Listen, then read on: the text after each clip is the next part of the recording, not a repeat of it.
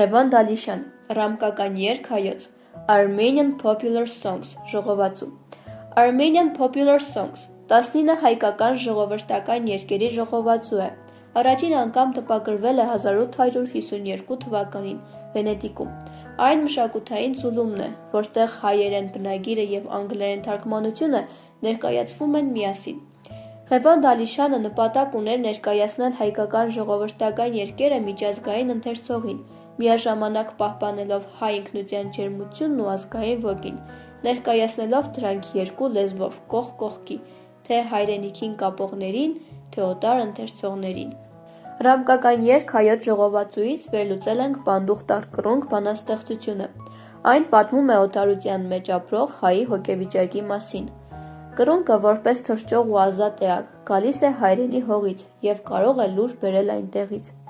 Բանաստեղծը նրա մեջ տեսնում է հույս, հիշողություն ու սեր դեպի հայրենիք։ Ալիշյանը լինելով մխիթարյան վարդապետ, իր հիմնական գիտական ու գրական աշխատանքները գրում էր գրաբարով կամ արևմտահայերենով։ Ժողովածուում շատ երգեր կամ հատվածներ ներկայացված են հենց հայերեն բնագրով,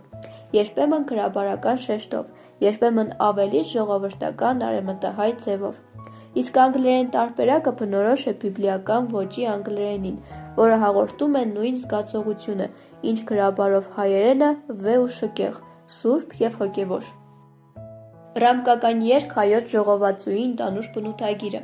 ժողովածուի նպատակն ու նշանակությունը։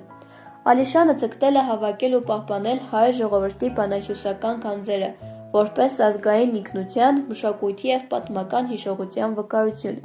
Այն նաև ուղղված էր հայկական ազգային զարթոնքին, որպեսզի ապագա սերունդները ճանաչեն իրենց մշակութային արմատները։ Բովանդակությունը ժողովածուն ներառում էր ժողովրդական երգեր, հին ավանդական տեքստեր, հայրենասիրական և պատմական շնչով երգեր։ Տեքստերը ներկայացնում են հայ ժողովրդի կենցաղը, հավատալիքները հայրենիքի նկատմամբ սերը կարոտ ու օտար երկրներում գտնվողների կողմից։ Ժողովածուի ազդեցությունը Ժողովածուն ազդեցություն է թողել հայ գրականության ներկայացուցիչների վրա։ Օրինակ Հովհաննես Թումանյանի կռունկը բանաստեղծությունը մասամբ կապված է Ալիշյանի մոտիվների հետ։ Այն նպաստել է ազգային ինքնագիտակցության զարթոնքին և հայոց բանաստեղծական ժառանգության գնահատմանը։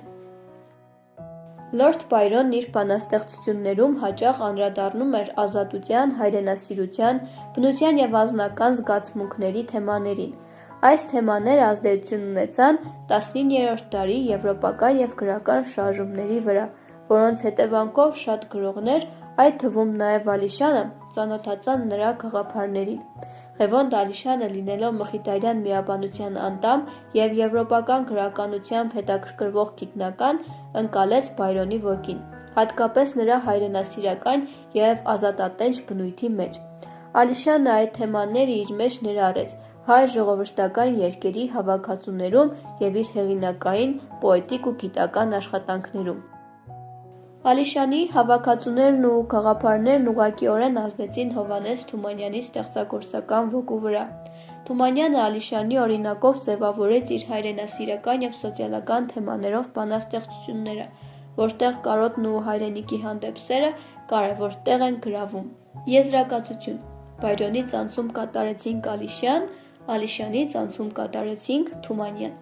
Ալիշյանը դարձավ միջնորդ բայրոնյան ոգին հայ մշակույթի փոխանցելու մեջ, իսկ Թումանյանը նրա ազդեցության տակ ստեղծեց իր հայրենասիրական ու հասարակական ոգով բանաստեղծությունները։